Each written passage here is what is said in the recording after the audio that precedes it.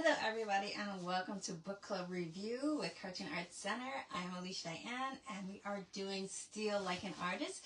So this is let's see, 1, 2, 3, 4, 5, 6. This is our third review of Steal Like an Artist. So we're going to be doing points 5 and 6. So what he says in point 5 is side projects and hobbies are important. I love this because my hobby, my hobby specifically is really meaningful to me. Like for me it's dance and I just love it, and I've been doing belly dancing for the past I think 8 years, but it's really helped me to have something that is totally free, feels like you can put everything on the side and forget about like whatever it is you're working on, whatever it is you're thinking about, whatever is overwhelming in your life, in your work, and you just put it aside and just do something creative that's just fun. And he talks about that, and for him it's music. And so it says, one thing I've learned in my brief career, it's the side projects that really take off. By side projects, I mean stuff that you thought was just messing around, stuff that's just play. That's actually the good stuff. That's when the magic happens. So for me too, like I've always had side projects as well.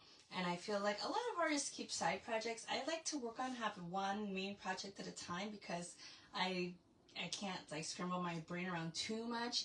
But you know, if you have something that's long, that's going to take you from several months into over a year, you want to have some kind of balance, because it can feel overwhelming, because it feels like you put in a lot, and you do put in a lot, and you still just, that finish line is just far, far away. So you want to feel like sometimes you just need a break, something to just keep you occupied that's productive. And it does say practice productive procrastination. And you do want to do something that's productive, and instead of like, you know, when you get bored of your project, just go back into video games. I think you can't do stuff that's just fun and mindless, but you do want to have things that are going to make you stronger at what you want to be good at, like at your storytelling, at your humor, at your just character building.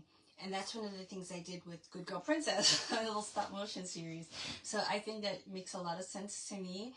And having a side project when you have a very big looming project and you know it's going to take you a long time to finish, it's good to have something on the side. And it says, I think it's a good idea to have lots of projects going at once so you can bounce between them. When you get sick of one, move to another. And when you're sick of another one, move back to the project you left. Practice productive procrastination.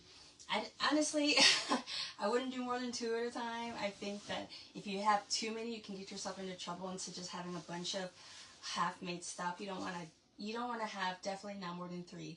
So I would keep it to like, try to have a main project, a little side project, and maybe, you know, if it gets there, a 3. But I wouldn't even go to 3. So just as a warning there. It does have a quote that I highlighted. It says, the work you do while you procrastinate is probably the work you should be doing for the rest of your life. And that one is by Jessica Hish, I think her name is. And another thing I highlighted is, I got some of my best ideas when I'm bored. So that's a good thing too to recognize. It's just like, in the downtime, what are the types of things you think about? What are the type of things that make you laugh? What are the types of things that get your attention?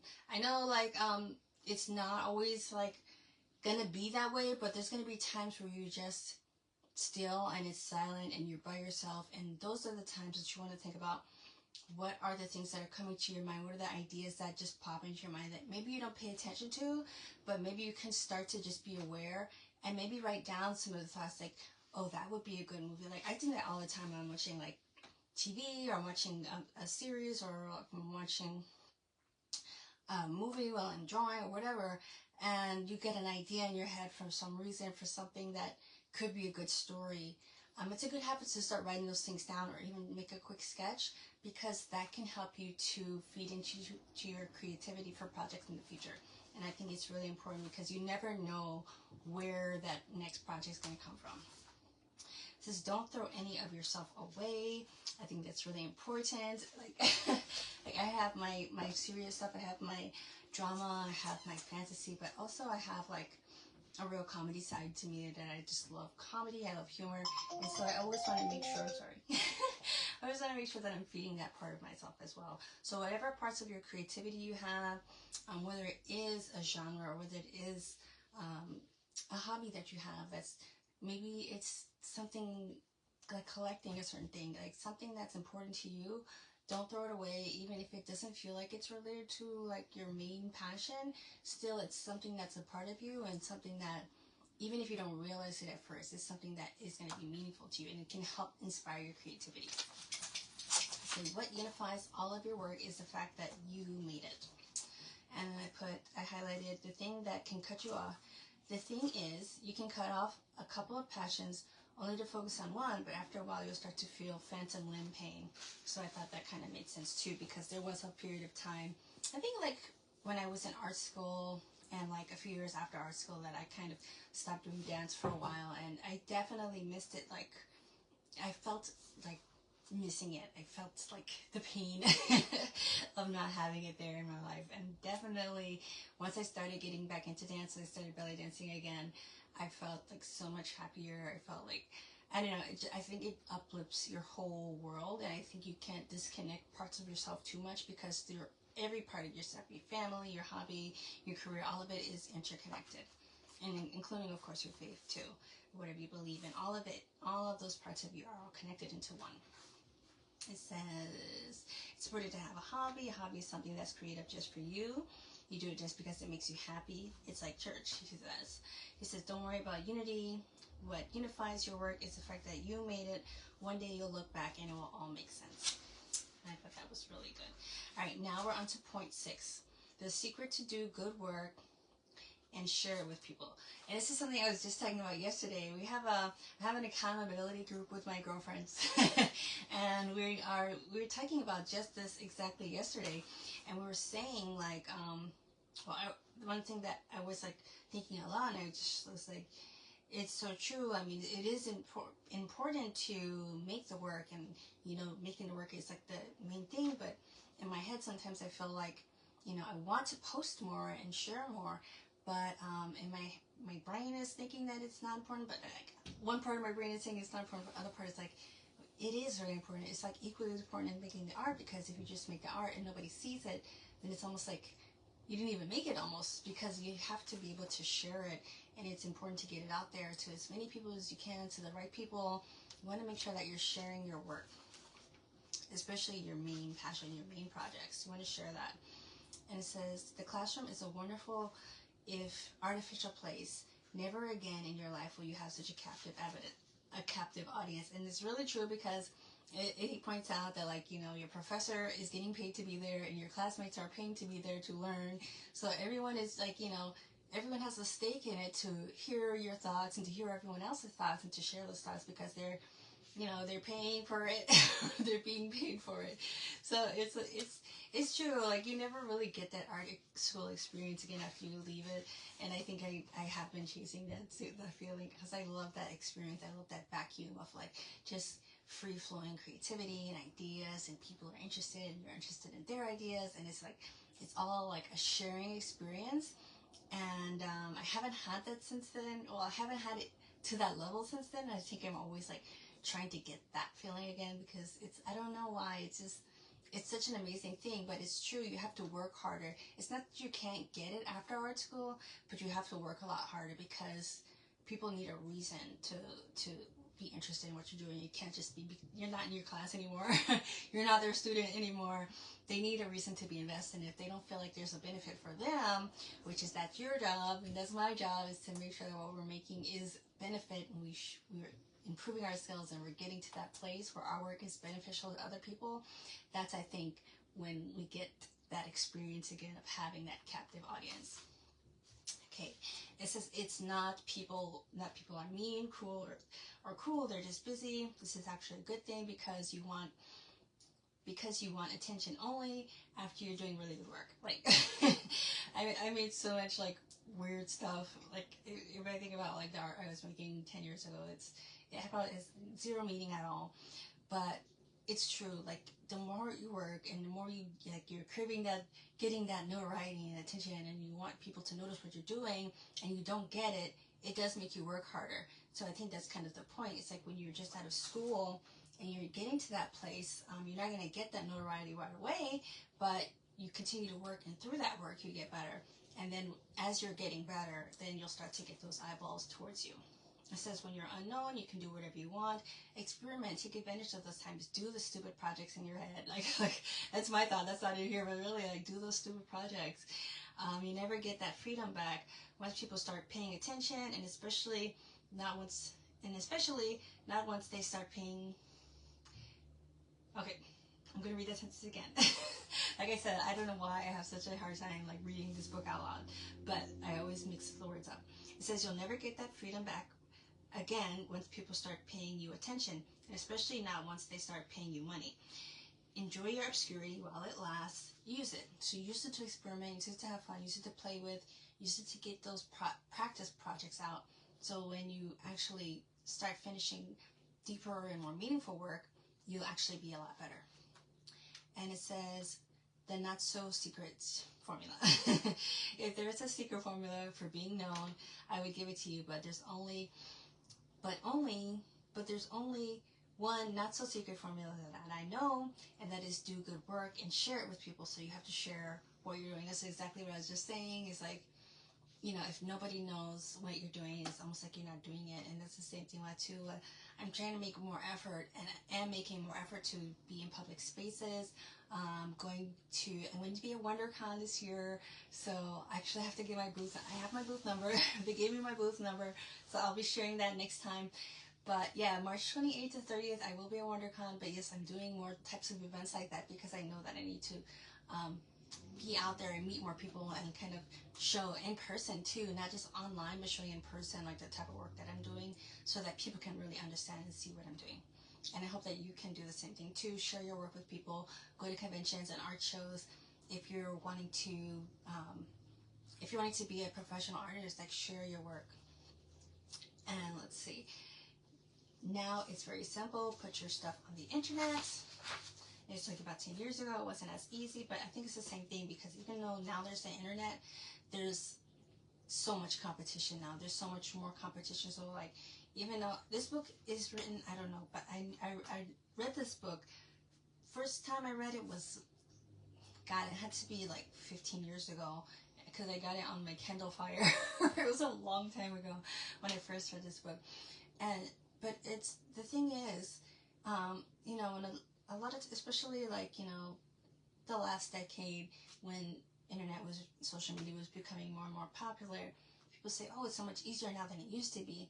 But now we're in 2025, and God knows for the future, there's so much competition out there that just because there's an internet doesn't mean any guarantee that anybody's going to look at what you're doing. I think we all know that. It's very hard to get people to see what you're doing, as opposed to like the 5 billion other things they can be paying attention to. So there's an internet, but it's still like, we have to make our work intentional. We have to be very proactive about it, and I think intentional is the best word. I was trying to think if there's another word I can use, but I think intentionality is like really what I'm talking about, because if we're not really specific to what we're trying to say, making sure that we are getting to the point and showing people our best work and putting our best effort forward, then I think we can start to generate the eyes that we want to get on our work. And it says, people love it when you give your secrets away, and sometimes if you're smart about it, they'll reward you by buying the things that you're selling. And I think it's true. Like, that's one of the reasons why I watch anybody on the internet or on YouTube, is if they're sharing something with me that I can learn from, or podcasts or whatever. Think about the types of podcasts and things that you listen to, even on television. There's going to be something that's in it for you as the consumer, or else you're not going to bother. It's the same thing when you're giving to a customer or a client. There has to be something that they're getting from you, something that they're benefiting from you, so that they'll watch you. Because otherwise, it's like, if they're not benefiting, then there's no reason for them. So helping people, giving people advice, me sharing my journey making a graphic novel.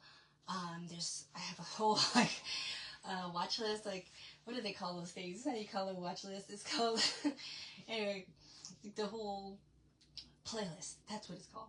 So there's a playlist there, but I'm sharing my journey and I'm sharing my process, and so through my sharing my steps, it's helping other people so that they won't have to learn the hard way, or take them longer to learn the things that I learned, like through multiple sources, it's all one source. And the same thing with whatever it is that you're doing. If you can share tips about what your process is, what it is that you do, then you can help someone else to kind of make it more easy for them, make it more mainstream, make it more of a seamless journey for them, as opposed to like all of whatever the steps that you took along the way to learn what you learn now.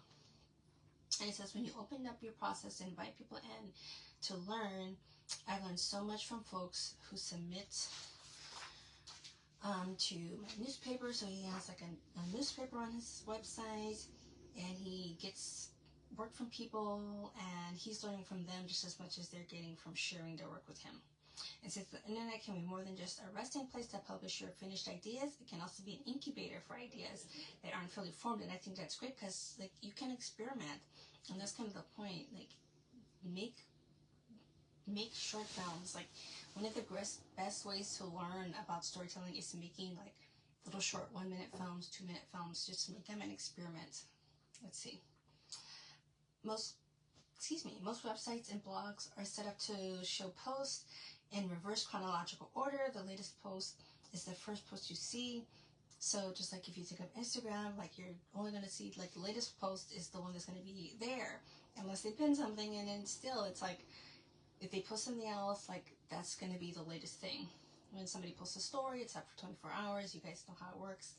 So it's basically like, you know, you're only as good as your last post. So this kind of way that algorithm is, the way that the social media works is like make your most recent stuff your best work and keep on growing through that. And let's see, find people on the internet who love the same thing that you do and connect with them. There's so many groups and things, and I know I could even get better just now. It's true, but Cartoon Art Center, that's one way that I'm trying to connect with other people who are interested in making art and making cartooning and short films and love storytelling. And that's really what I'm trying to connect to. So it says you don't have to share everything. Just share a little bit of what you're working on. Let's see, it says share a final sketch, a doodle, a snippet. Share a glimpse into your process. Share a handy tip. It mentioned like Bob Ross and Martha Stewart. And I'm watching now like this new series with Meghan Markle. So just sharing little things that like I'm learning little things. I'm like, man, if I had like a house, then I would do some of this stuff too. Like man, if I wish I had like if I had a guest room, I would like do this. But some of these things are like really good ideas. Like even like I'm thinking like, oh, I can use that to cook for my family. So just little things that you do that might not be like public like knowledge that everybody knows.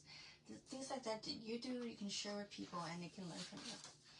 And it says if you're worried about giving your secrets away, you can share dots without connecting them. So you can share little tidbits. I don't think that most people, especially in our field, our creative world, go around like stealing ideas or anything. But I understand it is when things are precious to you, things are, you know, close to your heart. It's hard to feel comfortable sharing. So you can just share. You don't have to share everything until it's ready. You can share pieces of it. You can share like concepts. You can show characters without telling everything, without giving the end of your story away. Like every time I do making a graphic novel, I do share parts of it, but I don't share the ending of my books. Like, no, you have to actually read the book to like know that. So you can share pieces of it without sharing everything. Whatever you feel comfortable with. Like start small. You can start with just concepts, or you can start with whatever you feel good about starting with. And I'll end here with a quote because we're at the end of this point. And this is the end of point 6, and it says, don't worry about people stealing your ideas. If your ideas are any good, you'll have to ram them down people's throats. This is true. I think writers are like most familiar with that, because in writing, I feel like you have to try so hard. In most, like, you always hear stories about people trying to get someone to read their screenplay, and like everything they have to go through just to try and get to someone to read their screenplay. But it's true. I mean, there's ideas are everywhere. I mean, most people are not looking for some idea to steal. They're trying to find what's working for them, and they're trying to, you know, work with what they have, and they're trying to make what they have and their ideas grow. So it's okay to share your ideas. Just share what you feel comfortable with. you know, and share like what's unique to you, because no one can tell your story like you do. And that's one of the things that I've learned along the way, is it's like no one, even if someone tried to steal your concept, they can't steal your story, because only you have that story, because it's unique to you. I mean, most people, if you're spelling something that's like personal and meaningful, it's going to be about yourself. It's going to be the way you think. It's going to be your experiences that makes it what it is. So don't worry about like anybody stealing it, because it's not going to be your story. Okay. So I hope that helps. This was really good. This was points 5 and 6. Side projects and hobbies are important, and do good work and share it with people. So I hope that you guys enjoyed this time, and I will see you guys next week for the next points, which are going to be geography is no longer our master, and be nice. Those sound like interesting points. All right, I'll see you guys next time. Until I see you, be grateful, live balanced, be yourself. Bye-bye.